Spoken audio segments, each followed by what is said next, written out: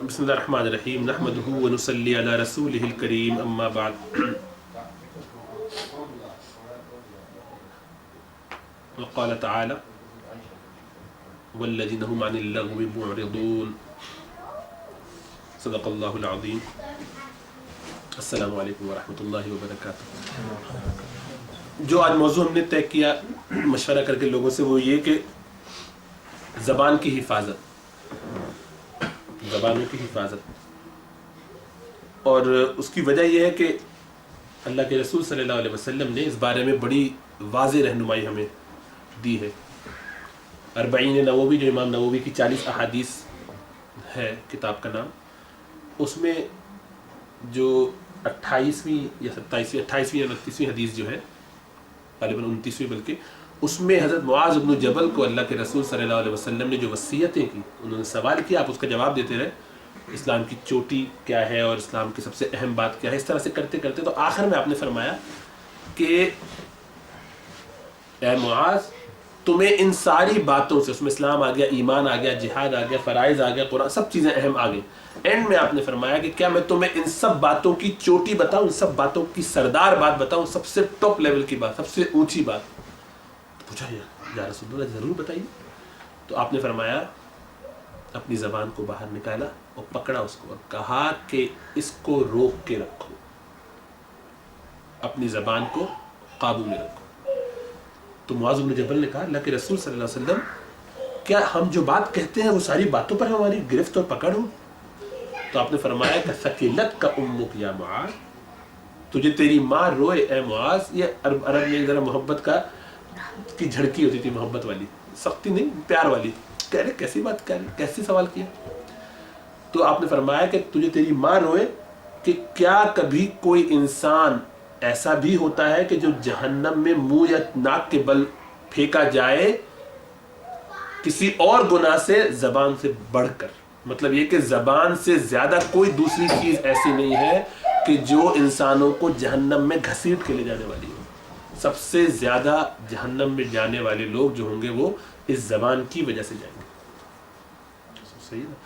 تو زبان اس لحاظ سے بے تحاشا اہم. اسی لیے سیدنا ابو بکر صدیق رضی اللہ تعالیٰ عنہ یہ صبح صبح اپنی زبان کو باقاعدہ پکڑ کے کہتے تھے کہ اے اللہ کی بندی، میرے معاملے میں اللہ سے ڈر کہ اگر تو ٹھیک رہی تو میں بھی ٹھیک رہا، ورنہ میرا سارا معاملہ خراب. تو اپنی زبان کو پکڑ کے اس طرح سے فکر کیا کرتے تھے. اللہ کے رسول صلی اللہ علیہ وسلم نے فرمایا کہ من صمت نجا، جو چپ رہا وہ نجات پا گیا، جو چپ رہا وہ نجات پا گیا. اس لیے کہ کم سے کم بولے گا، کم سے کم گرنے کا خطرہ ہے، کم سے کم اس سے گرفت اور غلطی ہوگی، پکڑ بھی کم ہوگی. اور اگر زیادہ بولے گا تو لڑکھڑانے کا امکان زیادہ. بولتے بولتے بولتے بولتے کوئی غلط بات بھی کہی اور غلط بات نے اس کو پکڑ لیا.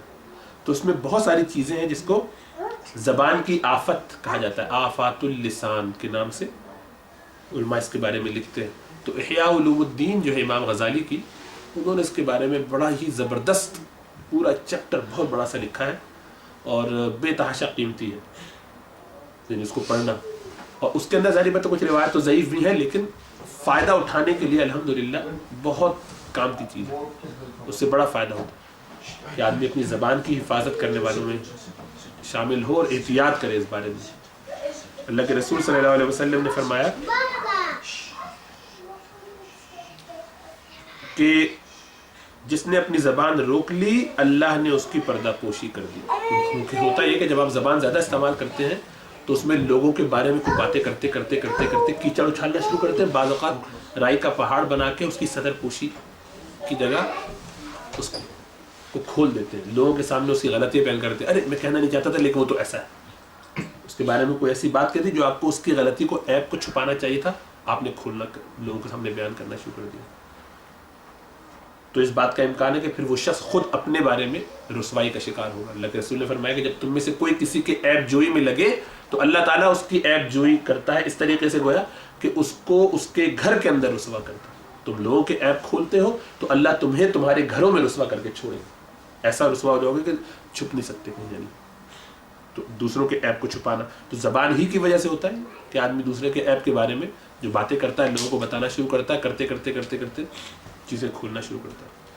فرمایا جو شخص مجھے اپنے دونوں جبڑوں اور دونوں ٹانگوں کے درمیان کی چیزوں کی ضمانت دے دے، یعنی شرمگاہ کی اور زبان کی، اس کو میں جنت کی ضمانت دیتا ہوں. جنت کی ضمانت، جس نے روک لیا ان چیزوں کو برائیوں سے، شہوت کی برائی سے اور زبان کی برائی سے.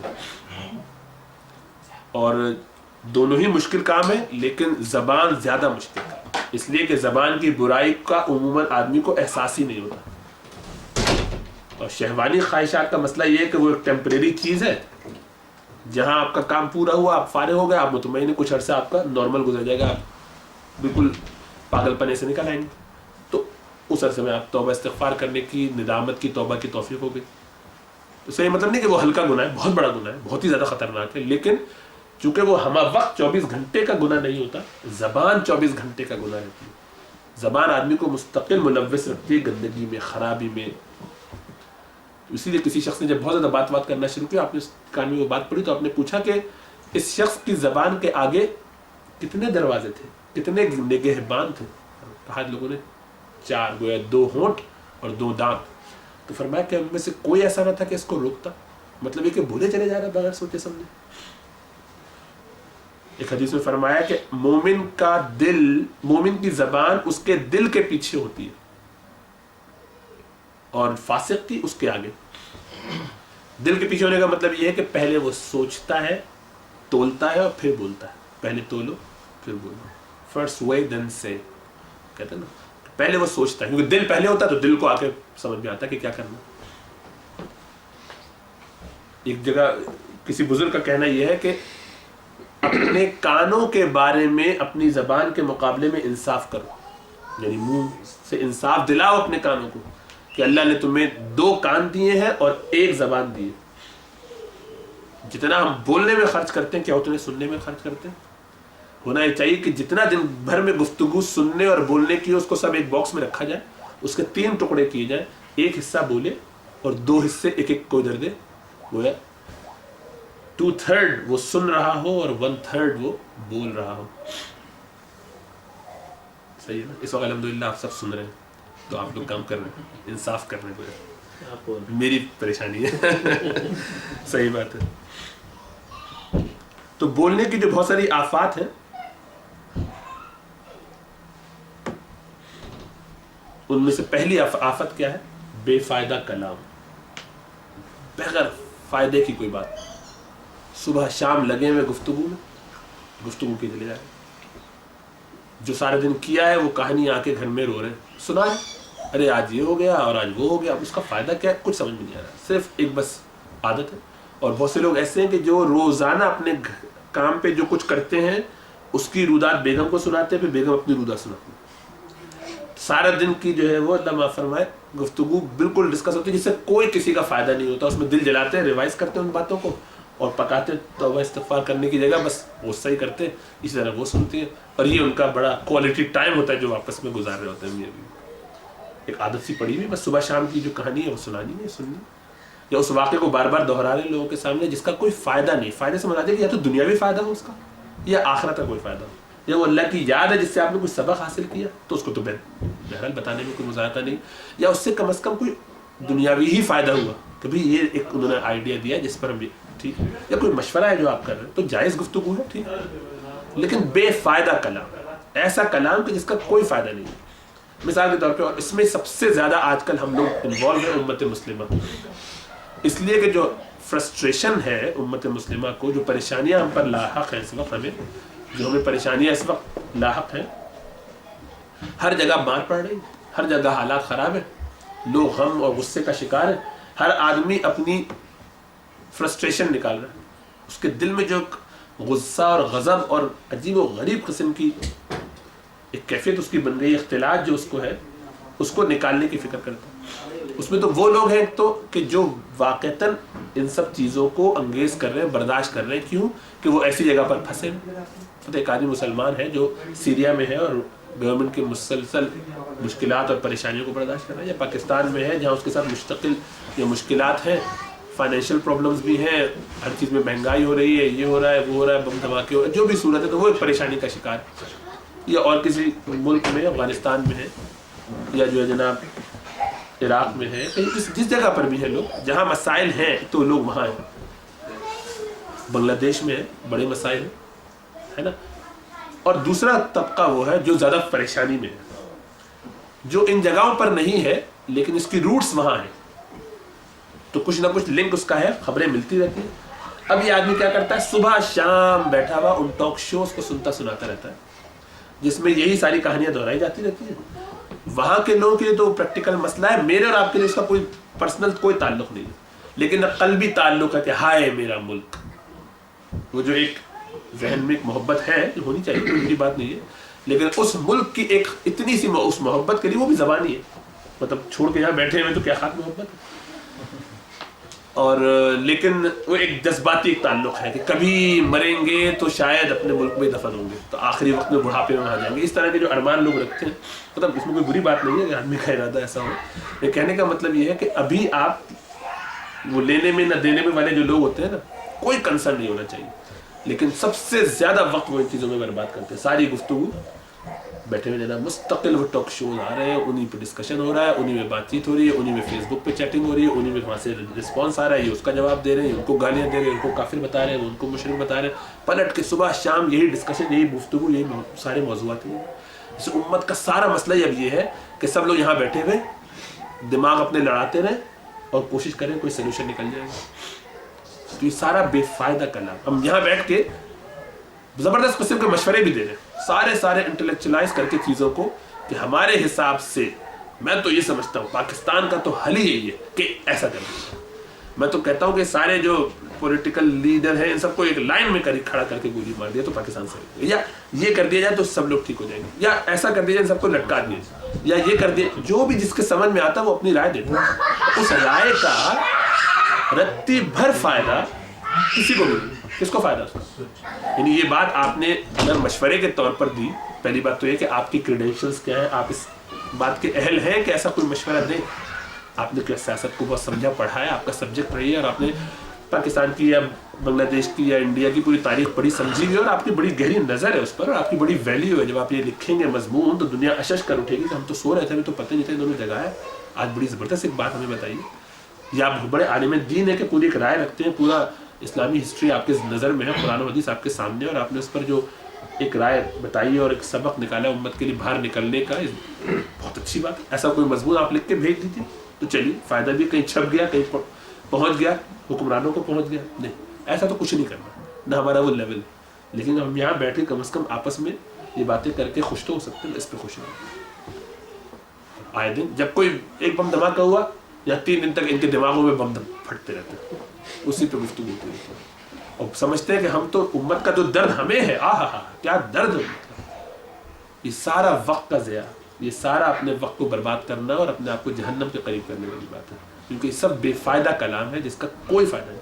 یہ صرف شیطان کی سازش ہے کہ انسانوں کو ان کے اصل مقصد سے دور رکھا جائے، ان کو بیکار کی باتوں میں الجھا کے رکھا جائے، تاکہ وہ سوائے فرسٹریشن کے اور کسی چیز کا شکار نہ ہو، یہاں تک کہ ہوتے ہوتے ایک وقت یہ آئے کہ وہ سمجھیں کہ کوئی فائدہ نہیں.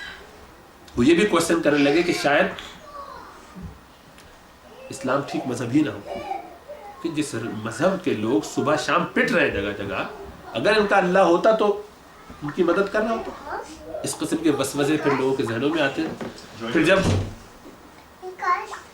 جب ایسا ہوتے حال یہ ہو جاتا ہے تو آدمی کبھی کبھی ایتھیزم کی طرف، کبھی کبھی شرک و کفر کی طرف نکل جاتا ہے، ارتداد کی طرف. تو شیطان کی اس طرح کی سازشیں ہیں، اور یہ باتیں آپ کی جو بے برکتی پھیلاتی ہیں گھروں کے اندر اور نیچے، کیونکہ ظاہر بات ہے اس میں غیبت بھی شامل ہے، اس میں جو ہے وہ حسد اور بغض بھی شامل ہے، جو نفرتوں کا آپ اظہار کر رہے ہیں. وقت کا ضیاع ہونا وہ اپنی جگہ ہے، اور اس کی وجہ سے جو اہم چیزیں رہ جاتی ہیں، اس کی وجہ وہ 10 منٹ جو آپ اس میں اس کی جگہ نکال کے قرآن پڑھ لیتے، اس کی جو برکتیں حاصل ہوتی ہیں وہ سب سے محرومی الگ. اور بچے جو گھر میں ساری باتیں گفتگو سنتے ہیں ان پہ اس کا کوئی بہت اچھا تاثر تو نہیں پڑتا، کیونکہ یہ کوئی کام کی چیزیں تو ہے نہیں. صبح شام یہی بیکار کی گفتگو ہو رہی ہے، اور اس میں مغلظات چل رہی ہیں، اس میں ایک دوسرے کی ٹانگیں گھسیٹی جا رہی ہے ٹاک شوز میں. جو بھی آدمی فل ٹائم سمجھ ہی رہا ہے کہ وہ بڑا درد رکھتا ہے اور بڑا اچھا کام کر رہا ہے، لیکن سب بیکار. تو بے فائدہ کلام جو ہے یہ پہلی آفت ہے، بڑی خطرناک آفت۔ اللہ کے رسول صلی اللہ علیہ وسلم نے فرمایا کہ من حسن اسلام المرء ترکہ ما لا یعنیہ، کہ ایمان ایک مسلمان کے، ایک آدمی کے، ایک شخص کے، مسلمان عورت ہو یا مرد، اس کے ایمان کی خوبصورتی یا اس کی تکمیل کے لیے یہ بات ہے کہ وہ ہر اس چیز کو چھوڑ دے کہ جس کا اس کو کوئی فائدہ نہ ہو۔ بے فائدہ چیز کو اگر وہ چھوڑ دے تو وہ گویا اسلام کی تکمیل کر لے گا۔ اور یہ ان 4 احادیث میں سے ہے جس کو پورے دین کا خلاصہ کہا گیا۔ پورے دین کا جو خلاصہ ان میں ایک حدیث یہ ہے۔ اتنی اہم حدیث ہے کہ اگر یعنی 1 ملین حدیثوں کو رکھا جائے تو ان کا جو مفہوم ہے ان کو 4 حدیثوں میں علماء کرام نے جمع کیا۔ امام ابو داؤد جو ہے، جن کی جو سائے 6 کے وہ ہیں، انہوں نے اور کئی علماء نے اس کے بارے میں کہا، اس میں یہ حدیث موجود ہے کہ آدمی کے اسلام کی خوبصورتی یا کمپلیشن یہ ہے کہ وہ اس چیز کو چھوڑ دے جس کا اس سے کوئی فائدہ نہ ہو، جس کا اس کو کوئی فائدہ نہ ہو، ترکہ ما لا یعنی، اس کا کنسرن نہ ہو۔ تو ایک تو یہ ذہن میں، تو بے فائدہ کلام۔ دوسرا، اسی زبان سے جھوٹ کا بولنا، اور جھوٹ بولنے میں یہ بات شامل ہے کہ آدمی کبھی زبان سے ڈائریکٹلی بولے، اور کبھی کبھی ایسا ہوتا ہے کہ کوئی اور بول رہا ہے اور آپ سن کے جانتے ہیں کہ غلط کہہ رہا ہے، لیکن اس کو ویریفائی نہیں کر رہے یا اس کو صحیح نہیں کر رہے، خاموشی سے برداشت کر رہے اور چلنے دیں۔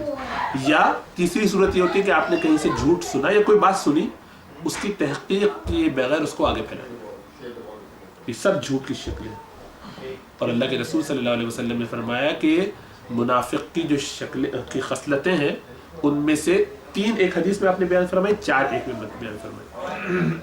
جو 3 حدیث ہیں، آپ جو حدیث میں جس میں آپ نے 3 فرمائی تو کیا کہ آیت المنافقی 3، منافق کی 3 نشانیاں ہیں۔ کیا کیا؟ اذا حدث کذب، کہ جب بات کرے تو جھوٹ بولے، یعنی بات کرنے میں اس کو بس جھوٹ بولنے کا ایک مرض لگ گیا ہے، بولتا ہی غلط بیانی، جانتے بوجھتے کرتا ہے، اس کا ضرورت ہو بعض اوقات یا نہ ضرورت ہو، ایسی عادت پڑ گئی تو جھوٹ بولتا ہے۔ وَإِذَا وَعَدَ أَخْلَفَ، اور جب کبھی وعدہ کرے تو اس کو توڑتا ہے، خیانت، اس میں وفا نہیں کرتا، بے وفائی کرتا، اس وعدے کو توڑتا ہے، پورا نہیں کرتا۔ وَإِذَا اؤْتُمِنَ خَانَ، اور جب اس کے پاس کوئی امانت رکھوائی جائے تو اس میں خیانت کرتا ہے۔ ایک روایت میں یہ 3 نشانیاں، دوسری میں آپ نے ایک حدیث جو دوسری ہے وہ بھی، اس میں آپ نے 4 علامتیں بتائیں، بس میں اس میں آپ نے اضافہ یہ فرمایا کہ وہ 4 میں سے جس میں ایک ہوگی تو اس میں 1 درجے کی منافقت، 2 ہوں گی تو 2 درجے کی منافقت، یعنی آدھی منافقت ہوگی 4 میں سے۔ تو اس میں یہ ہے اذا عاہد غدر واذا خاصم فجر، کہ جب عہد کرے تو توڑ دے، پہلی 2 تو وہی ہیں کہ امانت میں خیانت کرے اور جھوٹ بولے، اور اذا عاہد غدر، کہ جب عہد کرے تو اس کو پورا نہ کرے، وَإِذَا خَاصَمَ فَجَرَ، اور جہاں بحث مباحثے کا کوئی بات کا مقابلہ ہو تو فوراً لڑائی جھگڑے پہ اترا، ہلکی سی گفتگو ہوئی، آپ نے اس سے اختلاف کیا، چڑھ دوڑا فوراً لڑنے کے لیے، ہاتھ اپائی یا زبان سے لڑنا چاہنا، تو یہ اس کا معاملہ ہے۔ تو جھوٹ بولنا بہت بڑی برائیوں میں سے ہے۔ اللہ کے رسول صلی اللہ علیہ وسلم سے سوال ہوا، اے اللہ کے رسول، ایک مومن کیا بزدل ہو سکتا ہے؟ آپ نے فرمایا ہاں ہو سکتا ہے، پاسبل ہے کہ مومن جو ہے بزدل کمزور ہو۔ پوچھا اللہ کے رسول، کیا ایک مومن مسلمان بخیل ہو سکتا ہے، کنجوس ہو سکتا ہے، سٹنجی؟ آپ نے فرمایا ہاں ہو سکتا ہے۔ پوچھا ایک مومن جھوٹا ہو سکتا ہے؟ آپ نے فرمایا نہیں، جھوٹا نہیں ہو سکتا۔ یہ ممکن نہیں کہ وہ ایمان والا بھی ہو اور ساتھ جھوٹ بھی بولتا ہے، کیونکہ جیسے جھوٹ بولے گا منافقین میں شامل ہوگا جب تک کہ توبہ کر کے واپس نہیں آتا، تو نفاق کی ایک علامت اس کے اندر پائی جائے گی۔ عملی منافق، عملی منافق، عقیدے میں منافق نہیں ہے۔ عقیدے کا منافق تو وہ ہوتا ہے کہ دل سے کافر ہے، اللہ کو مانتا نہیں ہے، شو کر رہا ہے خالی باہر سے۔ لیکن عملی منافق وہ ہوتا ہے کہ جن میں یہ ساری چیزیں پائی جاتی ہیں یا ان میں سے کچھ پایا جاتا ہو، تو اس سے بچنا، اس کی بڑی فکر کرنے کی ضرورت ہے کہ جھوٹ آدمی بولنے سے بچے۔ بعض اوقات ہمیں یہ لگتا ہے کہ جھوٹ اسی وقت جھوٹ ہوگا جب اس سے کسی کو نقصان پہنچتا ہو، جب ہمارے جھوٹ بولنے سے کسی کو نقصان نہیں پہنچا تو کیا ہوا؟ تب چلتا ہم بول لیتے جھوٹ، تب بھی یہ غلط ہے۔ جھوٹ کسی بھی صورت میں جبکہ اس کا کوئی بڑا مقصد نہ ہو جائز نہیں۔ مقصد نہ ہو تو کیا مراد؟ دو تین مقاصد ہو سکتے ہیں. جی کسی کو فائدہ ہو رہا ہے. بالکل. ایک مقصد یہ ہے, اہم ترین فائدہ یہ نہیں کہ میرے جھوٹ بولنے سے اس کو جاب مل جائے گی نا, میں نے اس کی اگر غلط کریڈینشلز بتا دیے تو وہ جاب مل جائے گی, میرے غلط ریفرنس دینے سے اس کو جاب مل جائے گی. ایسا جھوٹ بولنا جائز ہے. ایسا جھوٹ بولنا جائز ہے جس سے کسی کی جان بچائی جا سکتی ہے. مثال کے طور پہ اگر آپ نے سچ کہہ دیا کہ یہ کوئی صاحب آپ سے پوچھنے آئے کہ بھائی میں فلاں صاحب کو پکڑنے کے لیے آیا ہوں, تو اگر ایسا ہوگا تو میں نے اگر بتا دیا کہ صاحب یہاں ہے یا ایسا مسئلہ ہے تو پولیس آ کے پکڑ لے گی, یا جو بھی دشمن ہے اس کا وہ آ کے وہ تلوار لے کے گھوم رہا ہے گردن کاٹنے کے لیے, اور آپ کہتے ہیں ہاں وہ یہاں بیٹھا, تو آپ جھوٹی بولیں گے اور کیا کریں گے, ہے نا. تو اس وقت آپ کہیں گے نہیں کوئی بات نہیں, آپ اس وقت بالکل یہ صاحب یہاں موجود نہیں ہے, میں نے ان کو نہیں دیکھا, تو آپ اس وقت جھوٹ بولیں گے کسی کی جان بچانے کے لیے, تو ان شاء اللہ تعالیٰ ایسا جھوٹ بولنا جائز ہے. یا میاں بیوی کے درمیان اختلاف ہو گیا, لڑائی ہو گئی, مشکلات ہو گئی, اب آپ ان کے درمیان صلح کرانے کے لیے کہتے نہیں آپ کو غلط فہمی ہوئی ہے, میری ابھی ان سے بات ہوئی تھی, وہ تو آپ کی بڑی تعریف کر رہے تھے. اچھا, اسی طرح ان سے آپ نے کہہ دیا کہ بھائی تمہارے جو شوہر ہے وہ یعنی بیگم تمہاری جو ہے وہ بڑی تمہارے بارے میں یہ کہہ رہی تھی, اپنی طرف سے بنا کے کوئی بات ایسی کہہ دی کہ ان کے دل میں ذرا سی اس سے نرمی پیدا ہو گئی اور آپس میں معاملہ صلح کا ہو گیا. یا خود آپ کی اپنی جان کو خطرہ تھا کہ اس وقت اگر تم نے ایسا نہ کیا تو تمہیں مار دیا جائے گا, کہ تم فلاں شخص ہو, نہیں میں فلاں شخص نہیں, جھوٹ بول دیا, یا مسلمان ہو تو مار دیے جاؤ گے, تو آپ نے کہتے ہیں نہیں میں مسلمان ہوں, اس وقت اپنے ایمان کو بھی اگر آپ نے چھپا لیا تو ایسا بھی کرنا جائز ہے. مطلب یہ چند سچویشنز ہیں جس میں زندگی اور موت اور اس طرح کے مسائل ہیں, تو ایسے مسائل کو بچانے کے لیے, ایسے مسائل کو بچانے کے لیے فون کر کے بتا دیجیے سب آپ بس میں بول دیں کہ اپنے مائکس آف کر دیں, کہ جو لوگ آن لائن سن رہے ہیں وہ اپنے مائکس آف کریں, کیونکہ ان کی بھی باتیں یہاں آ رہی ہیں واپس. تو ایسی صورت میں کہ جہاں جھوٹ سے کسی کی زندگی بچائی جا سکتی ہو یا اہم کسی تعلق کے قطع ہونے سے اس میں جو بدگمانی پھیل گئی ہے اس کو دور کیا جا سکتا ہو, تو ایسی صورت میں جھوٹ بولنے کی گنجائش ہے. اس کے علاوہ کوئی صورت نہیں. عادتاً جھوٹ بولنا یہ بالکل ٹھیک نہیں, بہت گناہ کی بات ہے. آدمی میں منافقت ہوگی, اور منافقت آدمی کو جنت میں جانے سے محروم کر دے گی. اس لیے احتیاط کرنا بہت ضروری ہے کہ آدمی ایسا نہ کرے. تو جھوٹ. پھر غیبت, جو بہت بڑا مسئلہ ہے امت کے اندر, بہت ہی بڑا مسئلہ ہے کہ لوگ عموماً غیبت کرتے کیوں بھائی دیوے. اکثر وجہ اس کی یہ ہوتی ہے کہ جس شخص کے بارے میں غیبت کی جا رہی ہوتی ہے اس سے حسد ہوتا ہے آدمی, اس کے بارے میں اس کو یہ حسد ہوتا ہے کہ یا یہ بہت ہی. جو لوگ آن لائن سن رہے ہیں وہ لوگ اپنے فون بند کر لیں, مائکرو فون, کیونکہ ان کی آواز یہاں آ رہی ہے.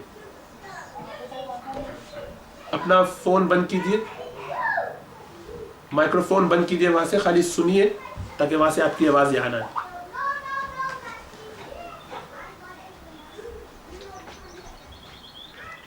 تو غیبت جو ہے آدمی جن وجوہات سے کرتا ہے, ایک تو اس میں وجہ یہ ہوتی ہے کہ اگلے کو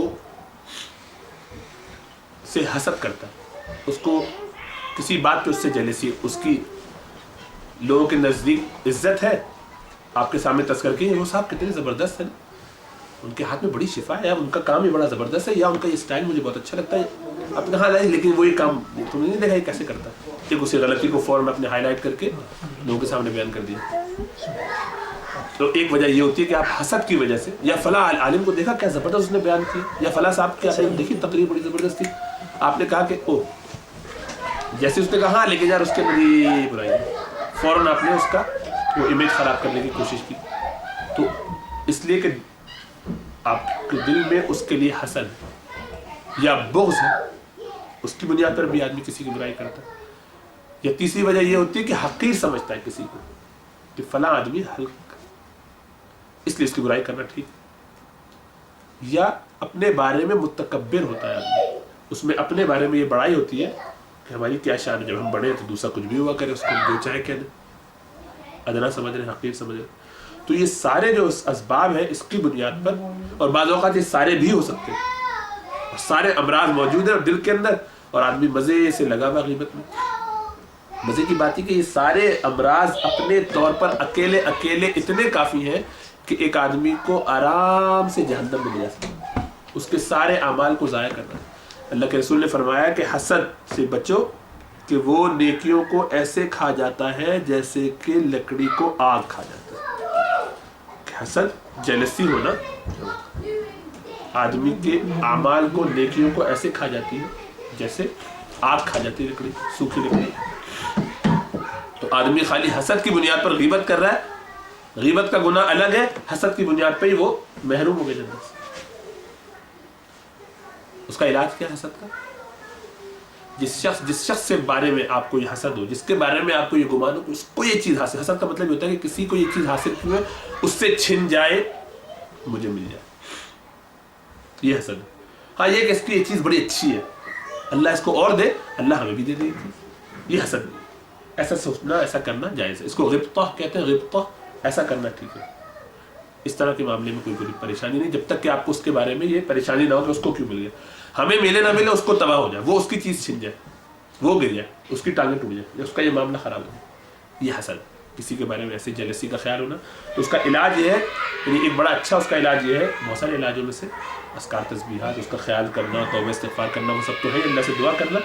ایک یہ کہ اس شخص کے بارے میں دعا کرے، خواہ اس کا دل چاہے یا نہ چاہے، دل تو نہیں چاہے گا جس سے حسد، اس کے بارے میں دعا کیسے کرے گا، لیکن پوری کوشش کر کے اس کے بارے میں اس کی خوب، یا اللہ اس کو اور دے، دل پر پتھر رکھ کے اس کے بارے میں اس کو خوب دعائیں دے، صبح شام اس کو دعائیں دے، جتنی اس کو دعائیں دیتا جائے گا آہستہ آہستہ اس کی عظمت، اس کی محبت دل میں آ جائے گی اور وہ جیلسی پیچھے ہٹ جائے گی۔ کیونکہ جس کے بارے میں جیلسی، آپ اس کے بارے میں کیسے اچھے خیالات رکھ سکتے ہیں، تو جا کے دعا کرنا، آہستہ آہستہ اس دعا کے نتیجے میں دل اس سے مائل اس کی طرف ہو جائے گا اور وہ حسد کا مادہ کم ہو جائے گا۔ تکبر ایسی چیز ہے کہ جو آدمی کو جنت کی جہاں تک خوشبو آئے گی وہاں تک بھی نہیں آنے دے گا۔ آدمی جنت سے اتنا دور ہو جائے گا جہاں جنت کی خوشبو آتی ہے، اور جنت کی خوشبو آئے گی میلوں دور تک۔ تو تکبر کا ایک ذرہ بھی کسی کے دل میں، تو اب اس بنیاد پر آدمی غیبت کر رہا، برائی کی چلے جا رہے کسی کی، اور برائی وہ کہ جو اس کے اندر ہو، اور بہت سے لوگوں کو یہ شکال ہوتا ہے، یہ پریشانی ہوتی ہے، تو ہم اس کے منہ میں بھی کہہ دیتے، اس سے وہ غیبت ہلکی نہیں ہوتی، یہ اس صورت میں خالی ہلکی ہو سکتی ہے جبکہ وہ برا نہ مانتا ہو۔ اگر آپ کو یہ یقین ہے کہ ایک آدمی ہے، بعض لوگوں کا ہوتا ہے اسٹائل کہ خاندان میں ایک آدمی ہے اور اس کی جو ہے وہ ایک آنکھ نہیں ہے مثال کے طور پر، تو اس کو بلایا ہی اندھا جاتا ہے یا کانا بلایا جاتا ہے، اور ایسے ہی وہ برا نہیں مانتا، ایک عادت سی اس کی ہو گئی، اور تب تو وہ غیبت نہیں ہوگی، کیونکہ وہ اس کی برائی ضرور ہے، لیکن وہ چونکہ ایک کلچر میں ہے، اس کو اس کی فکر نہیں ہے، اس بارے میں وہ فیل نہیں کرتا، اس بارے میں وہ مطمئن ہے، اگرچہ ایسا پھر بھی کرنے سے بچنا چاہیے، لیکن وہ غیبت میں شامل نہیں ہوگا، کیونکہ غیبت کے لیے شرط یہ ہے کہ اس شخص کو جب یہ بات پتہ چلے کہ میرے بارے میں کسی شخص نے مجھے ایسا کہا ہے جو سچ تو ہے لیکن اس کا دل دکھے، تب وہ غیبت بنتا ہے۔ تو جب آپ منہ پہ کسی کا دل دکھا رہے ہو تو یہ تو اور بڑا ظلم کیا آپ نے، کیونکہ غیبت کی برائی ہے اسی لیے کہ اس کے نتیجے میں آپ اس کا دل دکھ جائے گا، اگر اس کو پتہ، ابھی پتہ نہیں چلا ہے لیکن اگر اس کو پتہ چل جائے تو اس کا دل دکھے۔ اللہ تعالیٰ وہاں پر ابھی سے ہی پابندی لگانا چاہتے ہیں کہ لوگوں کے معاملات اچھے رہیں، امت ایک اخوت اور محبت کے ساتھ رہے۔ آپ کہہ رہے ہم تو اس کے منہ پہ ہی باتیں کرتے رہتے ہیں، لگا کرے اس کو برا، یہ تو اور ظلم کی بات ہے، یہ تو اور خراب بات ہے۔ یعنی کسی کے رنگ کے اوپر کہنا، کسی کے قد پر کہنا، یہ ہمارے کلچر ہے۔ جیسے حضرت عائشہ نے ایک دفعہ فرمایا اللہ کے رسول صلی اللہ علیہ وسلم سے، صفیہ وہ جو چھوٹے قد کی ہے، اللہ کے رسول نے فرمایا تم نے اتنی سخت بات کی ہے کہ اگر اس کو دریا میں ڈالا جائے تو پورے دریا کا پانی کڑوا ہوگا، توبہ کرو۔ یعنی حالانکہ وہ چھوٹی تھی، جو بات تھی وہ بات صحیح تھی، تو غیبت ہوتی ہے اس وقت کہ جب وہ بات ٹھیک ہے، اگر اس میں برائی ہے۔ قرآن تو اس کے بارے میں وہی کہتا ہے کہ تم گویا اپنے مردہ بھائی کا گوشت کھا رہے، تم اس سے اکراہ ہوتا ہے، ناپسندیدہ رکھتا ہے۔ اس کا حل صرف یہ ہے کہ آدمی غیبت سے بچے۔ کیسے؟ اس کا حل صرف یہ ہے کہ مجلس میں جہاں بھی ہو جو موجود نہ ہو اس کی بات ہی نہ کرے، نہ اس کی اچھائی میں بات کرے نہ برائی میں بات کرے، کیونکہ اچھائی میں آپ ایک اچھائی بیان کریں گے، کوئی اور اس میں ایک کیڑا نکالے گا تھوڑی دیر کے بعد، کہ ہاں یہ بات تو کہ آپ نے صحیح کہا کہ بڑی اچھی ہے، ہاں ماشاء اللہ بڑے اچھے آدمی، لیکن ایک چیز ہے، اب وہ ایک چیز کے بعد جو دوسری اور تیسری اور 15 چیزیں نکل جائیں گی اور سب اسی میں مزے لیتے رہیں گے اور ان کی برائیوں میں لگ جائیں گے، اور یہ وہ چیز ہے کہ جو ہلاک کر دینے والی ہے۔ جس طرح غیبت کا کرنا کبائر میں شامل ہے، اسی طرح اس کا سننا خاموشی سے یہ بھی اسی طرح سے کبیرہ میں شامل ہے، بلکہ اس میں آپ کو ڈیفینڈ کرنا ہوتا ہے۔ اگر آپ وہاں ڈیفینڈ کرنے کے قابل نہیں ہے اس لیے کہ مجلس بڑوں کی ہے، بڑے لوگ بیٹھے بات کر رہے ہیں، میں چھوٹا خاندان کا یا جو بھی میری اس میں ویلیو نہیں ہے، اس میں مجلس میں میرا مقام نہیں ہے، میں نہیں کہہ سکتا ہوں، یا کوئی بھی وجہ ہو رہی ہے تو وہاں سے اٹھ جائیے، اس جگہ بیٹھنا جائز نہیں، یا اس کو روکیے یا موضوع حکمت کے ساتھ گھما دیجیے۔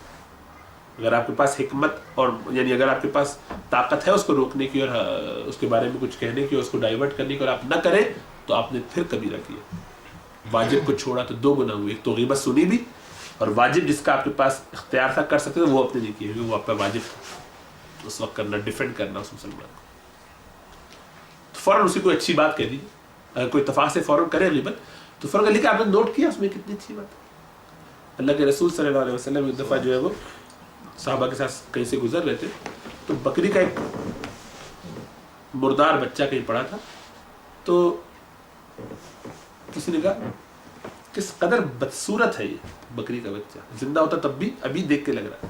دوسرے نے کہا کہ اس کے کان کتنے خراب ہیں، تیسرے نے کہا کہ نہ اس کا تو رنگ بھی بڑا عجیب سا ہے۔ اس طرح کی گفتگو لوگ اس کے بارے میں کوئی کمنٹ دے رہے تھے جانور کے بارے میں، حالانکہ جانور کے بارے میں تو غیبت کا تصور ہے، لیکن اللہ کے رسول صلی اللہ علیہ وسلم چونکہ ایک مزاج بناتے تھے لوگوں کا، ایک فکر بتاتے تھے کہ کیسے دیکھنا چیزوں کو، آپ نے فرمایا اس کے دانت کتنے چمکدار ہیں، سفید دانت کتنے چمکدار ہیں، تو لوگوں کا فوراً ہاں ہاں ہاں اللہ کے رسول واقعی یہ بات تو ہے۔ تو گویا آپ نے ایک یہ سبق دیا کہ تم لوگوں میں برائیاں چھانٹنے کی جگہ ان کی اچھائی پہ کیجیے غور کرتے ہیں۔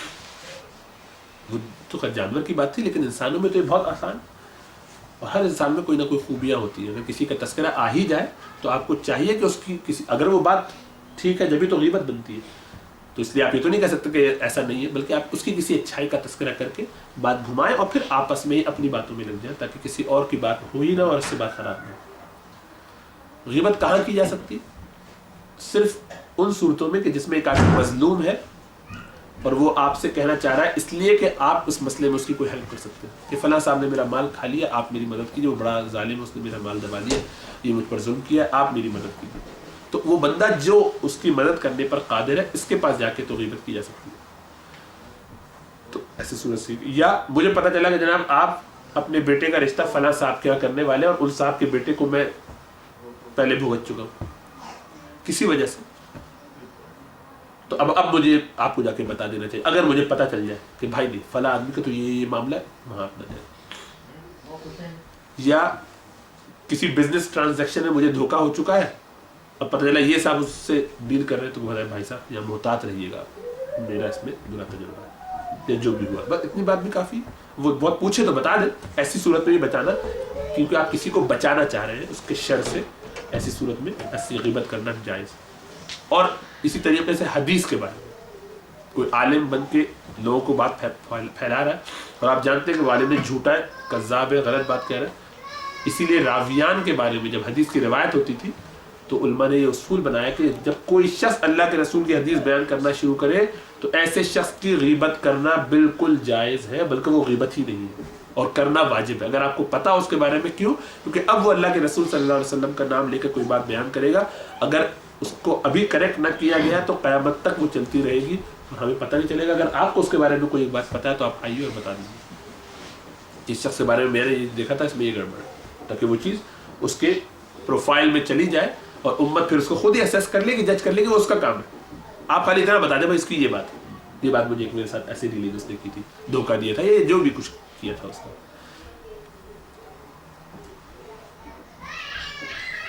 تو یہ غیبت ہے۔ اس سے اشد ہے بہتان لگانا، کسی کے بارے میں کوئی بھی بات کہہ دینا جو اس میں موجود نہ ہو، اندازے سے، تخمینے سے، گمان سے، یا ہمارا خیال ہے کر کے، یہ بہت ہی خطرناک ہوگا، یہ اس سے بھی بڑا گناہ ہے، غیبت سے بھی بڑا گناہ ہے۔ غیبت کے بارے میں فرمایا کہ اشد من الزنا ہے، زنا سے بھی زیادہ بڑا گناہ ہے غیبت خود،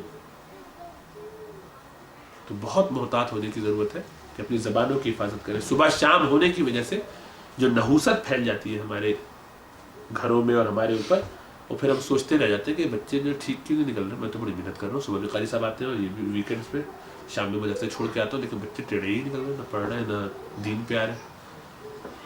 اس لیے کہ آپ نے کہیں نہ کہیں کوئی نحوست, کوئی خرابی پالی نہیں ہے. وہ عموماً اگر آپ فرائض پورے کر رہے ہیں اور حرام سے بچتے ہیں تو پھر وہ زبان کے حرام ہیں جن سے آپ نہیں بچتے. تو یہ بہت زیادہ اہم ہے کہ ہم اپنی زبانوں کی حفاظت کرتے ہیں. ایک آفت ہے یا ایک برائی ہے کیا, کلام میں تصنع, گفتگو کرنے میں آدمی ڈرامائی انداز اختیار کرتا ہے, آواز بنا کے ذرا بولتا ہے, ذرا اس کو پالش کرنے کی کوشش کرتا ہے. ایک تو یہ کہ نیچرل ایک اسٹائل ہے, آپ اس میں بول رہے ہیں اور تقریر ہے تو اس کے اندر آپ کچھ قافیہ بندی کر رہے ہیں جو بہت زیادہ وہ نہیں ہے, بس ایک نارمل ہے, تھوڑا بہت کبھی کبھی ادھر ادھر, وہ ٹھیک ہے. لیکن ایک یہ ہے کہ پوری گفتگو ہی کا انداز چبا چبا کے اور بہت ہی لوچدار بنا کے, آرٹیفیشلی. نارمل تو بالکل تو تڑاک چلتا ہے, اب یہاں جو ہے بہت ہی ادب و آداب میں ایسا کر رہے ہیں کہ اگلا آپ کی بات سن کے بڑا مرعوب ہو جائے, اس کو امپریس کرنے کے لیے. عورت مردوں سے اور مرد عورت سے اس طرح سے بات کر رہے ہو کہ جس سے ان کے دلوں میں کوئی خیال ہے کہ شاید ہم بھی انٹرسٹڈ ہیں. تو ایسی گفتگو کرنا, اس انداز سے گفتگو کرنا کہ دوسرے اس طرح سے رانگ سگنلز لیں اس سے, یہ سب بہت خراب ہے, بہت ہی منع ہے. تصنع کرنا, اللہ کے رسول صلی اللہ علیہ وسلم نے فرمایا میرے نزدیک قیامت کے دن مبغوض ترین اور زیادہ بد اخلاق, زیادہ باتیں بنانے والے, زبان مروڑ کر اور منہ بھر کر باتیں کرنے والے ہوں گے, اور قافیہ بندی کی کراہت اور تصنع میں تذکیر کے وہ الفاظ داخل نہیں جو کلام میں حسن پیدا کرنے کے لیے استعمال ہو. مطلب یہ کہ ویسے آپ قافیہ بندی کر رہے ہیں, گفتگو میں کر رہے ہیں, وہ ایک الگ بات, لیکن تصنع کا مطلب یہ کہ آرٹیفیشلی کچھ مشکل الفاظ لا رہے ہیں اور کوشش کر رہے ہیں اس کو وہ بڑا بنا سنوار کے نارمل بات طریقے سے نہیں کر رہے, وہ سب ٹھیک نہیں. نارمل طریقے سے بات کریں, ایک نارمل انداز, اس پہ تھوڑا بہت اچھے الفاظ استعمال کرنا, احتیاط کرنا ٹھیک ہے, لیکن یہ کہ انڈیولی اس کو زیادہ امبیلش نہ کیا جائے, تو یہ خیال رکھنا چاہیے. پھر ایک آفت کیا ہے, بے حیائی اور فحش گوئی, بیہودہ گفتگو. یہ بھی بڑا کامن ایک مرض ہے, لوگ سمجھتے ہیں کہ دوستوں میں چلتا ہے, مردوں میں, یہ زیادہ مسئلہ مردوں کا. مرد جب آپس میں دوست اکیلے بیٹھے ہوتے تو وہ گالم سے, وہ فیشن ہے کہ گالی سے بات کرنا بلا عذر, کوئی وجہ نہیں, کوئی وہ نہیں, ہنسی مذاق میں موٹی موٹی گالی ایک دوسرے کو دے رہے ہیں اور سمجھ رہے ہیں کہ یہ جو دوستی بڑھانے کے ذریعے ہے, آپس میں چلتا ہے کھل کے گالی. یہ پاکستانیوں میں بہت بڑا مرض ہے. پاکستان کے نوجوان حضرات جو ہوتے ہیں آپس میں گفتگو کرتے ہیں تو کم سے کم مطلب 2 4 15 20 گالیاں دے کے ہی وہ گفتگو ایک ختم ہوتی ہے ان کی. تو ظاہر بات ہے یہ بہت ہی خطرناک بات ہے. ابھی ہم نے کیا پڑھا کہ یہ منافقوں کی ایک نشانیوں میں سے ایک نشانی, اس سے بہت بچنا چاہیے. فرمایا تم فحش گوئی سے بچو کیونکہ اللہ تعالیٰ فحش گوئی اور فحش گو بندے کو پسند نہیں کرتا. ہر بے حیا پر جنت حرام ہے, ہر بے حیا پر جنت حرام ہے. ایک حدیث میں فرمایا کہ کیونکہ آدمی فحاشی یا فحش گوئی کرتا اس صورت میں تذکرے کر رہے گندگی کے, اور اس سے بڑا گناہ یہ کرتے ہیں کہ لوگ اپنے تعلقات کو لوگوں کے سامنے بیان کرتے ہیں کھول کے, جائز ہو تب بھی, ناجائز ہو تب بھی حرام ہے یہ تذکرہ کرنا کہ ہم کیسے رہتے ہیں اور کیا کرتے ہیں اپنے گھروں میں. اس کا تذکرہ کرنا, میں میاں بیوی کے تعلقات کے حوالے سے بات کر رہا ہوں, اس کا تذکرہ دوستوں میں کرنا ہنسی مذاق کے لیے اور اس کو فن کے طور پہ استعمال کر کے, یا اس طرح کے لطیفے بنا کے پیش کرنا اور بیان کرنا, ڈسکس کرنا, یہ سب فحاشی میں ہے, گندگی میں ہے.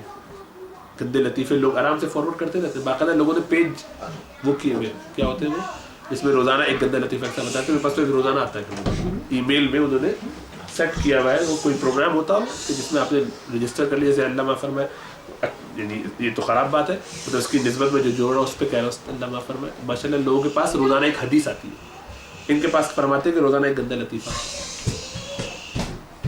کسی گروپ میں ہوں گے تو عجیب و غریب حالت, یعنی آدمی اتنا گر سکتا ہے کہ صبح شام اس کا یہ ماحول ہے کہ ایک دفعہ وہ ضرور کوئی ایک گندی بات سنے, نہیں تو اس کی تسلی نہیں ہوتی.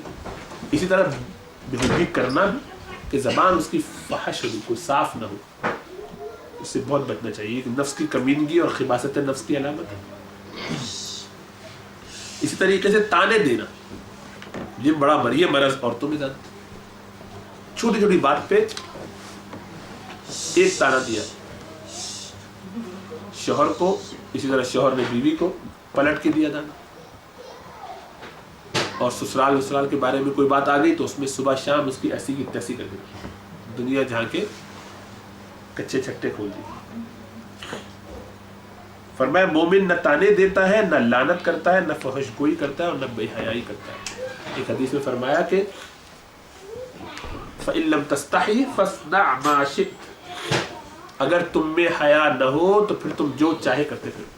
मतलब ये कि हया ऐसी चीज़ है कि जो आदमी को बहुत सारी बुराइयों से रोकती है। जब आदमी एक दफ़ा हया के पर्दे चाक कर दे तो फिर उसमें जो गुनाह चाहे खुल के आ जाता है, फिर वो गुनाहों से बच नहीं सकता, लगा रहेगा वो गुनाह। इसलिए ज़बान को बेहयाई से रोकना, बेहया गुफ्तगू से रोकना, फहश गुफ्तगू से रोकना, ये बहुत ज़रूरी है। और इसी तरीके से ज़बान को ताना ज़नी से रोकना। कुरान ने तो इससे भी रोक दिया कि तुम किसी के खुदाओं को, ये कुफ़ार जो है, मुशरिकीन जो है, इनके बुतों को बुरा भला न कहो, ताना न दो, उनके बारे में ऐसी बात न करो, गालम गलोच न करो कि वो पलट के तुम्हारे खुदा को बुरा भला करो जिहालत में। कि आपने कहा कि तुम्हारे लात मनात और उज़्ज़ा जो है वो ऐसे ऐसे ऐसे, उसने पलट के अल्लाह को गाली तो गोया तुमने दी। इसे कहते हैं ये कॉन्सिक्वेंसेस को समझ के काम करना। अल्लाह के रसूल ने फरमाया कि तुम में से कोई शख्स अपने बाप को गाली न दे। साहबा ने फरमाया अल्लाह के रसूल ये कैसे मुमकिन है?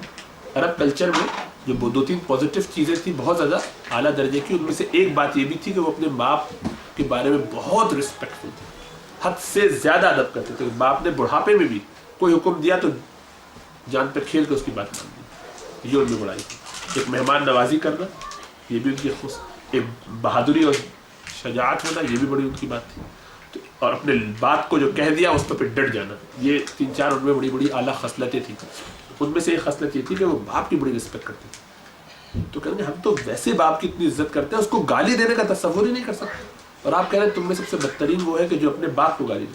तो फरमाया कि हाँ, तुम किसी और के बाप को गाली दो और वो पलट के तुम्हारे बाप को गाली दे तो गोया तुमने अपने बाप को खुद गाली दी। कि आपने ताना दिया उसको या गाली दी कि तू ऐसा, तेरा बाप ऐसा ऐसा कुछ करके, उसने पलट के आपके बाप को कहा तो गोया आपने उसको प्रोवोक किया कि वो आपके बाप को गाली दे, तो गोया आपने अपने बाप को खुद गाली दी। इतनी खतरनाक सूरत है। तो फरमाया कि ऐसा न करो, हराम है, गुनाह है। एक और आफत है ज़बान की, बहुत ज़्यादा हंसी मजाक करना।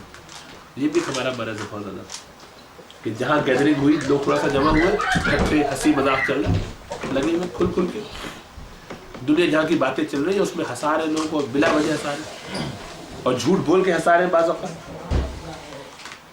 और कुछ लोग तो ये अपना हक समझते हैं, अपनी जिम्मेदारी समझते हैं कि इस मजलिस में अब हम बैठे हैं तो हमें कोई ना कोई बात हर थोड़ी देर बाद ऐसी कहनी है जिससे लोग बहुत हंसे। अब ये जिम्मेदारी, बैठे हुए सोच सोच के दिमाग में जुमले और बातें घुमा रहे हैं और सोच सोच के बोल रहे हैं, तकल्लुफ़ और तसन्नुह के साथ।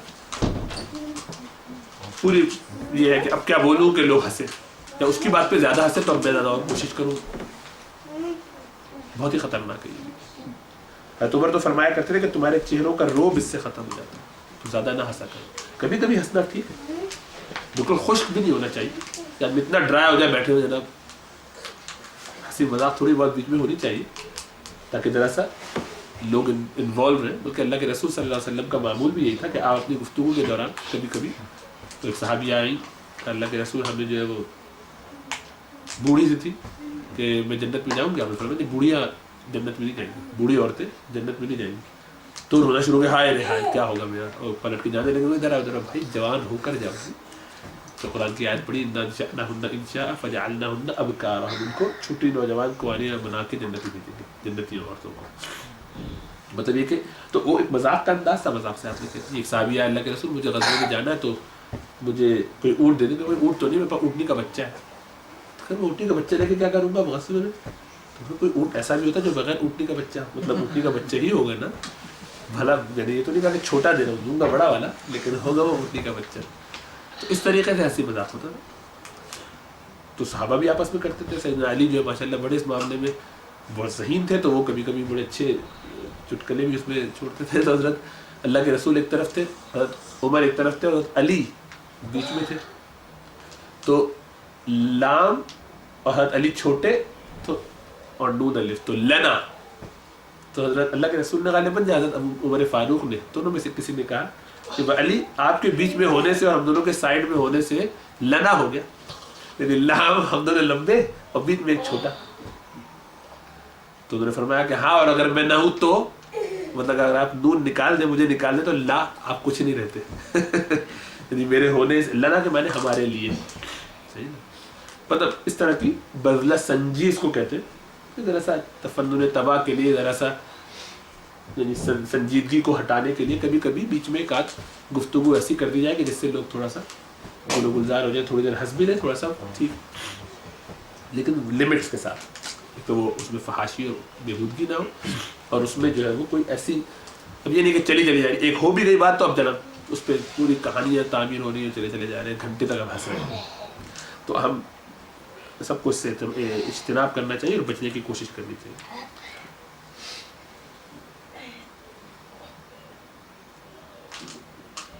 تو اللہ کے رسول صلی اللہ علیہ وسلم جو مزاح فرماتے تھے تو اس میں 3 باتیں ہوتی تھی. ایک تو یہ کہ وہ صداقت پر ہوتا تھا, سچی باتیں ہوتی تھی, اور عموماً سنجیدگی کو ذرا سا دور کر کے ماحول تاکہ تھوڑا سا اتنا ٹینس نہ ہو بلکہ اوپن ہو, ایزی ہو جائے. خاص طور سے کمزور لوگوں پر آپ زیادہ کرتے تھے جو آپ کے ماتحت ہوتے تھے, کہ جن کو ایزی فیل ہو پھر آپ سے ریلیٹ کرنا.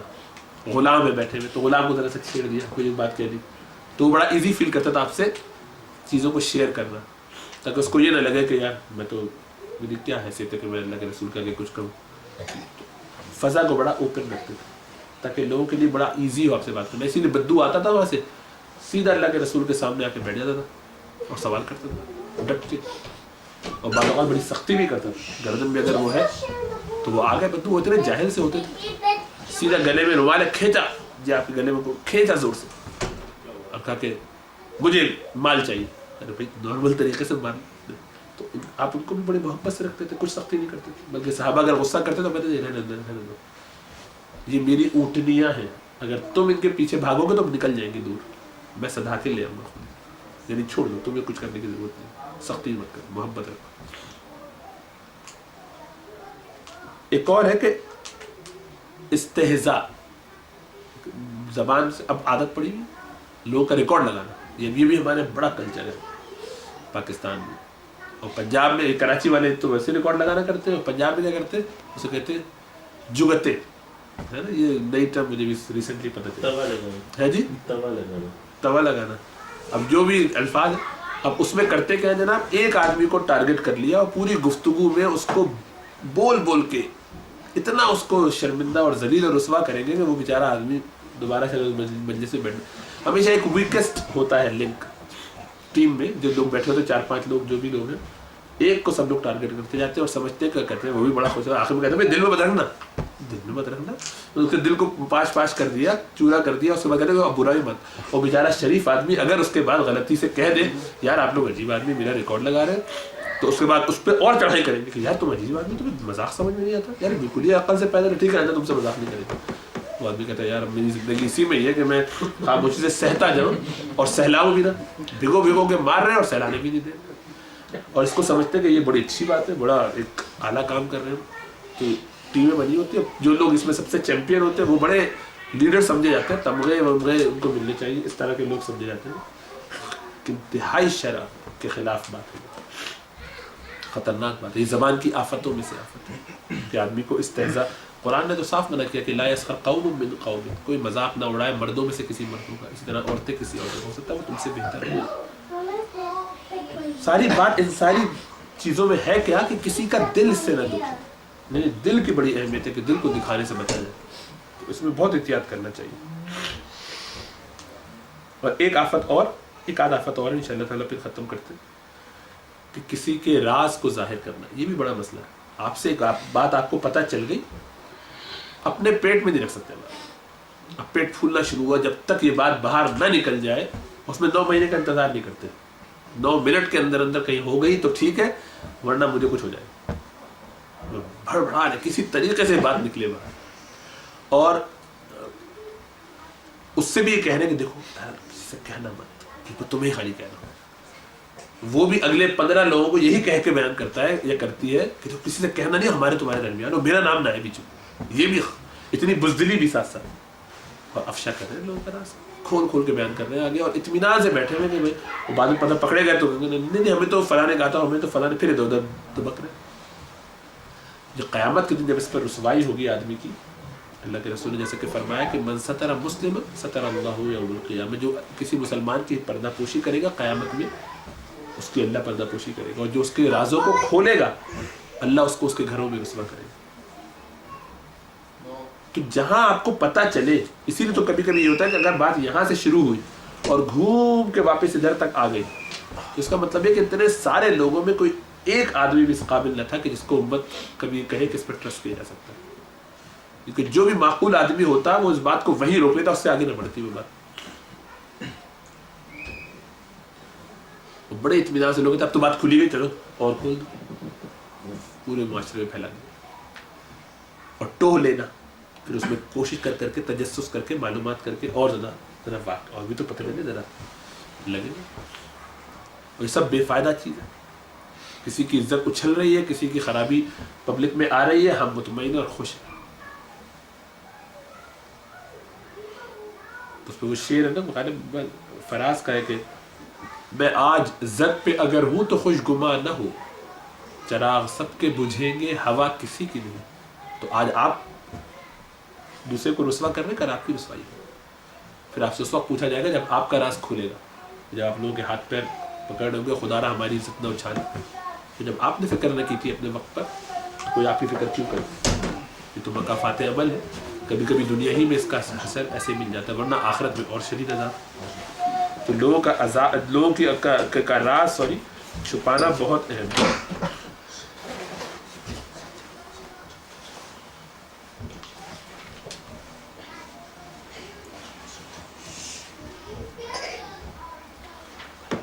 ٹھیک ہے جی. تو میرا گمان یہ ہے کہ یہ ساری باتیں کافی حد تک ہم سب جانتے ہی اور یہ پریکٹیکل ہے. تھوڑا سا ان کا اعادہ مطلوب تھا کہ کچھ باتیں ریوائز ہو جائیں. اور جیسا میں نے کہا کہ اگر موقع ہو تو امام غزالی کی احیاء علوم الدین میں سے آفات اللسان کا چیپٹر پورا انگلش میں بھی آپ کو آن لائن مل جائے گا، اردو میں بھی، عربی میں بھی مل جائے گا. عربی میں تو میرے پاس رکھی ہوئی یہاں پہ. بہت ہی کارآمد چیز ہے. اس کو سننے سے آدمی کم از کم کچھ احتیاط کرنے لگے گا. تو اس سب باتوں سے بچنے کا حل کیا ہے؟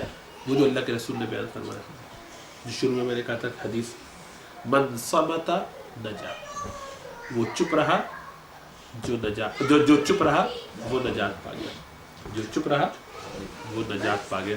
مطلب کم سے کم گفتگو کی جائے، ضرورت کے وقت بولا جائے، اور ضرورت کے علاوہ بولا جائے تو یہ چیک کر کے بولا جائے کہ اس بات بولنے میں اپنے آپ کو جہنم میں قریب تو نہیں کر رہا، جنت سے دور تو نہیں کر رہا. کیونکہ قرآن میں فرمایا اللہ نے ما یلفظ من قول الا لدیہ رقیب عتید، کہ زبان سے کوئی بات نکلتی ہے کہ ایک لکھنے والا اس کو لکھ لیتا ہے. ادھر نکلی اور نوٹ ہو گیا، اب وہ پہاڑ پر آئی ہو گئی. اب اس پر اگر استغفار توبہ نہ کی تو خطرہ ہے کہ وہ قیامت والے دن پکڑ کا سبب بن جائے. تو اپنی زبان کو بہت احتیاط سے، اسی لیے اللہ کے رسول یہ کہتے تھے کہ دیکھو اللہ تعالیٰ سے دعا کیا کرو اور اپنی زبان کو اللہ کی یاد سے تر رکھا کرو. تو جب آدمی کی زبان اللہ کی یاد سے تر ہوگی تو کیسے وہ گناہ میں اور زبان کی خرابی میں پڑے گا؟ اس لیے کہ زبان کی جتنی بھی خرابیاں آتی ہیں، زبان میں جو آدمی بے احتیاطیاں کرتا ہے جب زبان کے استعمال میں، وہ کیوں کرتا ہے؟ غفلت کی وجہ سے. کس وجہ سے کرتا ہے؟ یعنی اصل مسئلہ کیا ہوتا ہے؟ غفلت. اس وقت وہ اللہ تعالیٰ کی یاد سے غافل ہوتا ہے. جب اس کا دل اور اس کی زبان اگر اللہ کی یاد میں ہمہ وقت لگی رہے تو ممکن ہی نہیں ہے کہ وہ کسی غفلت کی وجہ سے خرابی میں پڑے. پھر پڑے گا تو فوراً یاد آ جائے گی، کیونکہ اس کا معمول ہے وہ مستقل اللہ کو یاد کر رہا ہے، مستقل اللہ کا تذکرہ کر رہا ہے. زبان اس کی چل رہی ہے، ہر تھوڑی دیر بعد اس کی زبان ہلتی رہتی ہے، اللہ کی یاد سے کلمہ پڑھتی ہے، درود پڑھتی ہے، مختلف اذکار کرتی رہتی ہے، استغفار کرتی رہتی ہے. تو اس کو مان اللہ یاد آ جائے گا. جو قرآن کہتا ہے نا کہ جب وہ غلطی کر لیتے ہیں، اپنی جانوں پر ظلم کر لیتے ہیں، یعنی گناہ کر لیتے ہیں، گناہ کر بیٹھتے ہیں، تو مان ان کو اللہ یاد آ جاتا ہے، فوراً ہی ان کو اللہ یاد آ جاتا ہے. پھر اس سے استغفار کرتے ہیں، اللہ ان کے گناہوں کو دھو دیتا ہے، نئے راستے پہ چل پڑتے ہیں. تو ریمائنڈر کے طور پر تو ذکر سب سے اہم چیز ہے ان ساری بیماریوں سے اپنے آپ کو بچانے کے لیے. ایک آدمی کی اگر عادت اللہ کو یاد کرنے کی ہوگی تو وہ جب لوگوں سے بات کر رہا ہے فارغ ہو گیا، لا الہ الا اللہ، زبان چلے لا الہ الا اللہ لا الہ الا اللہ. اور لا الہ الا اللہ تو ہے بھی اتنا خوبصورت، سب سے افضل الذکر فرمایا کہ سب سے افضل ذکر ہے، اور ایمان کا سب سے اونچے درجے کا شعبہ ہے، اور زبان پر اتنا ہلکا ہے کہ اس کے لیے آپ کو کوئی بہت زیادہ زبان بھی کھولنی نہیں پڑتی ہے، منہ کھولنے کی ضرورت نہیں، آپ منہ بند کر کے بھی پڑھ سکتے ہیں لا الہ الا اللہ. مطلب پورا منہ بھی بند کرے تاکہ آواز اگر نکالنی ہے آپ کو تو لا الہ الا اللہ، ورنہ منہ بند کر کے نہیں، اندر ہی اندر ہونٹ کا استعمال نہیں ہے. لا الہ الا اللہ لا الہ الا اللہ لا الہ الا اللہ لا الہ الا اللہ. اب ایسے بیٹھے ہوئے اگلے کو پتہ ہی چل رہا اگر آواز نہیں آ رہی، اب جب تک وہ آدمی دیکھ نہ رہا ہو تو اس کو زبان ہلتی ہوئی تو شاید پتہ چل جائے، ورنہ آپ اطمینان سے اپنے آپ کو وہی رکھ سکتے ہیں کہ آپ کو ہونٹ نہیں ہلانے تو کسی پر یہ شو بھی آپ نہیں کر رہے کہ آپ ذکر کر رہے ہیں اللہ کا. اور ایک وقت آئے گا ذکر کرتے کرتے کہ آدمی کا دل ذاکر بن جاتا ہے، تو دل سے ذکر کرنے لگتا ہے. باتیں آپ کر رہے ہیں لیکن دل سے ذکر لا الہ الا اللہ، تو وہ کیفیت جب حاصل ہو جائے گی تو پھر گناہ جیسے ہوگا تو فوراً جا کے ریپیل کرے گا. یہ کیا ہو رہا ہے؟ نارمل کام میں یہ نارملٹی کہاں سے آ گئی؟ یہ بریانی کے دوران یہ کچرا کہاں سے آ گیا؟ مٹی ایک کنکر اتنا سا آ جاتا ہے، اتنی بڑی بریانی کی پلیٹ میں جب ہم بھر کے کھا رہے ہوتے ہیں اس ایک کنکر سے آدمی کا پورا ذائقہ خراب ہو جاتا ہے. اتنا سینسیٹیو کیسے ہو جاتا ہے وہ؟ اس لیے کہ اعلیٰ قسم کی چیز کھانے کی عادت ہے اور وہی چبانے کی عادت ہے، اس میں ہلکی سی گندگی برداشت نہیں کرتا. یہ حال ہوگا جب دل کا، کہ جب دل مستقل اللہ کا اعلیٰ سے اعلیٰ ذکر کر رہا ہوگا مستقل، تو اس میں ہلکی سی بھی بات جو اس کے خلاف آئے گی خراب، اتنی زوردار طریقے سے اٹیک کرے گی کہ آدمی کہ کیا ہوا، دفع کرو اس کو، فوراً بدمزہ ہو جائے گا، اس کا پورا ذائقہ خراب ہو جائے گا، اس کو دور کرے گا اور دوبارہ لگ جائے گا اپنے ذکر میں اور مٹھاس میں دوبارہ. صحیح ہے؟ تو اپنے آپ کو ذاکر بنائیں، اللہ تعالیٰ کی یاد سے اپنے دلوں کو مضبوط کریں کہ جتنا زیادہ اللہ کا ذکر ہوگا اتنا اچھا ہے. اپنے کام کرتے رہیں، صبح شام کے معمولات چلتے رہیں گے، سب کچھ ہوتا رہے گا، لیکن زبان سے اللہ کا ذکر، دل سے اللہ کا ذکر ہوتا رہے گا. گاہے گاہے یاد رکھیں. اس کا طریقہ یہ ہوتا ہے کہ پہلے اپنے آپ کو کچھ روٹین میں اذکار دیجئے. آئیڈیلی تو کسی شیخ سے پوچھیے، ورنہ یہ کہ اپنے طور پر پہلے بھی ڈسکس کر چکے ہیں 100 دفعہ لا الہ الا اللہ پڑھ رہے ہیں، 100 دفعہ استغفر اللہ پڑھ رہے ہیں، 100 دفعہ درود شریف یا چھوٹا درود کریں تو صلی اللہ علیہ وسلم وہ 300 دفعہ. اور اس طریقے سے کچھ اذکار کو اپنا معمول بنائیے، جو بھی آپ کو حساب آسان لگے، لیکن طے کریں کہ میں اتنا کروں گا. اور قرآن کی ایک آیت کم از کم، لیکن ہر روز یہ اپنا معمول بنائیے. تو دیکھیں گے فرائض کے علاوہ اور حرام سے بچنے کے ساتھ ساتھ جب آپ یہ کرنے لگیں گے تو آہستہ آہستہ اس میں بڑھوتری ہوتے ہوتے، ترقی ہوتے ہوتے ایک وقت یہ آئے گا کہ آپ کو کسی اور کام میں دل نہیں لگے گا. پھر وہ حدیث پہ عمل ہوگا کہ اذکروا اللہ حتی یقولوا مجنون، اللہ کا اتنا ذکر کرو کہ لوگ تمہیں مجنون سمجھ لیں، کہ ان کو تو کچھ اور آتے نہیں، زبان ان کی اللہ ہی کی یاد میں تر رہتی ہے. دنیا کے آپ سارے کام کر رہے ہوں گے لیکن فکر آپ کی، کنیکشن آپ کو کانٹا اللہ سے لگا ہوا ہے، ہاٹ لائن پہ کنیکشن ہے. یہ کرنا ہے، تو اس کی محنت کریں گے تو انشاءاللہ تعالیٰ اس پہ میری بات محنت کے بغیر نہیں ہوتا، اس کے لیے بہت مشقت کرنی پڑتی ہے. اللہ توفیق دے، عمل کی، زبان کی حفاظت کی توفیق دے، اور ہمیں بچائے ان سارے گناہوں سے. اس نحوست کو اگر ہم اپنے ساتھ لے کر جائیں گے زبان کے گناہوں کو تو بڑا خطرہ ہے، جیسا کہ حدیث میں آیا کہ زبان کے گناہ ہی سب سے زیادہ جہنم میں لے جانے والے آدمی کو. باقی گناہ سے آدمی عموماً، کیونکہ ان کی شناعت، ان کی خرابی سامنے نظر آ جاتی ہے اور پتہ چل جاتا ہے کہ کیا ہو رہا ہے، تو آدمی فوراً توبہ کر لیتا ہے. اور پھر وہ ایک لمٹ میں ہوتا ہے گناہ فارغ. صبح شام تو آدمی یہ نہیں کر سکتا نا ایک ہی گناہ. اگر ایک آدمی کو بندگاہی کا بھی مرض ہے تو کیا مطلب 24 گھنٹے بندگاہی کرتا رہے گا؟ کیا چند گھنٹے کے بعد فارغ ہو ہی جائے گا نا. جو کر رہا ہے تو وہ کام چھوڑ دے گا، جو گندگی کر رہا ہے. اس کا مطلب نہیں کہ وہ ہلکا گناہ ہے، بہت بڑا گناہ ہے، لیکن زبان کا ایسا مسئلہ ہے کہ تھکتی ہی نہیں. صبح